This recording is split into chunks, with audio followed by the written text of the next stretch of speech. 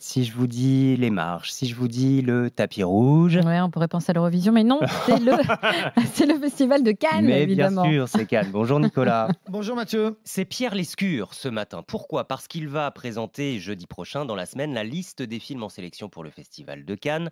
Et ce sera sa dernière. À l'issue de ce 75e festival, Pierre Lescure passera la main. Oui, mais ça ne veut pas dire qu'il va prendre sa retraite à 76 ans. Il a encore des projets et quelques aventures en tête. Pierre Lescure a commencé comme vous, Mathieu. Ah bon ? Journaliste à RMC. Ah bah comme quoi. En 1968, il avait 23 ans. Il était le fils de 2 parents communistes et journalistes, 2 parents qui se sont séparés quand il avait 6 mois seulement. Son grand-père était écrivain et éditeur. Il avait fondé les éditions de minuit avec le célèbre résistant Vercors. Après RMC, Pierre Lescure passe à la télé en 73. À 28 ans seulement, il présente le journal de 20h sur Antenne 2. Et sur la même chaîne, un peu plus tard, il créera Les Enfants du Rock, une émission mythique. Mais la grande aventure de sa vie professionnelle, c'est en 1984, lorsqu'il participe à la création de Canal+, aux côtés d'André Rousselet, proche de François Mitterrand. Il va diriger cette chaîne pendant près de 20 ans. C'est l'époque des Guignols, de Nulle part ailleurs, du zapping, du porno du samedi soir. Parallèlement, il est aussi président du PSG, parce que Canal+ a racheté ce club de foot. Ce sont des années de fête, des années fric. Pierre Lescure gagne beaucoup d'argent et il en dépense encore plus, il a presque toujours été endetté. Et tout s'arrête en 2002.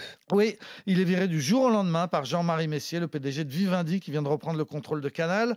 La chaîne lui fera ensuite des procès, accusant Pierre Lescure d'avoir été trop généreux avec ses amis cadres à Canal+, mais Pierre Lescure gagnera tous ses procès. Les années qui suivent, il est touche à tout. Il dirige le théâtre Marigny, il conseille François Hollande dans sa conquête du pouvoir, il est chargé de s'occuper de l'ADOPI, la structure qui s'occupe des droits d'auteur sur Internet. Il fait de la télévision, anime plusieurs émissions sur France 5. Et puis, en 2014, il décroche ce job de rêve, président du Festival de Cannes, ce job qui fait de lui, pendant 15 jours par an, le roi du monde du cinéma en tout cas, celui qui accueille les stars en haut des marches, celui que l'on courtise, qui est de toutes les fêtes. Le 17 mai prochain commencera son 9e et dernier festival. Mais faire le portrait de Pierre Lescure, c'est aussi raconter l'histoire d'un grand séducteur. Il a vécu une belle et longue histoire d'amour avec la romancière Catherine Pancol.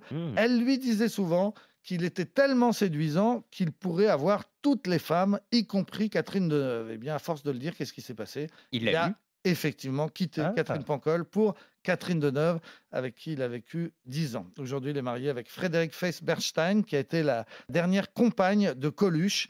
Ensemble, ils ont adopté une petite fille au Vietnam. Voilà le parcours qui prouve que le métier de reporter à RMC, ça peut mener à tout. Dieu sait ce qui nous attend. Finalement, Pierre Lescure et ses 1000 vies, le portrait à retrouver sur l'appli RMC. Ben, je dois avouer que oui, passer de reporter à RMC à mari de Catherine Deneuve, je dis pourquoi pas, moi, franchement. Hein, Céline ? Pourquoi pas, mais plus Catherine Deneuve maintenant. Oh, franchement... quand même pas. Ah, je vous raconterai. Je vous imagine plutôt avec Ben Affleck, non ?